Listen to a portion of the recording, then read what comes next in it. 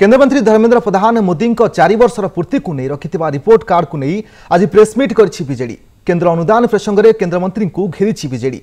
भूल तथ्य दे केन्द्रमंत्री धर्मेन्द्र प्रधान राज्यवासी को विभ्रांति करिसेंति बोली बीजेडी अभियोग करिछि।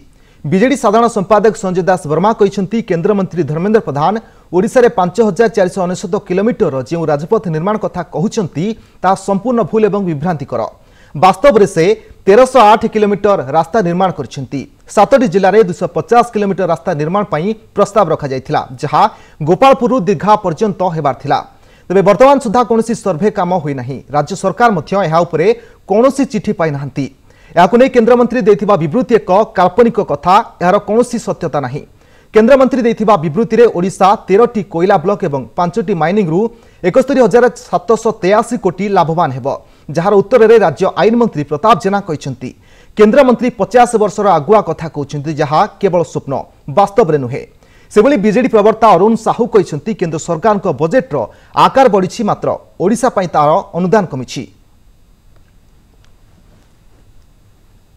नेशनल एक्सचेकर को हमें कंट्रीब्यूट करछु 53,795 कोटी, किंतु आमे ओडिशा रो रेल विकास पई जहां मागुछु ताहा मध्य नगण्य एवं वर्तमान निज पिठी रे निजे साबास दउछंदी जे आमे 20,000 कोटी 20,213 कोटी आमे दउछु, किंतु या हला प्रकृत तथ्य ए एनवायरमेंटल टैक्स बा ग्रीन टैक्स रो आदाय हितबा अर्थ सेथि पई खर्च उचित, किंतु दुखर कथा केंद्र सरकार से बाबद को प्राय 15,000 कोटी टंका आदाय करथिले मध्य ओडिशा को गोटिए टंका मध्य सेथिरु देई नांती, गोटिए टंका भी देई नांती।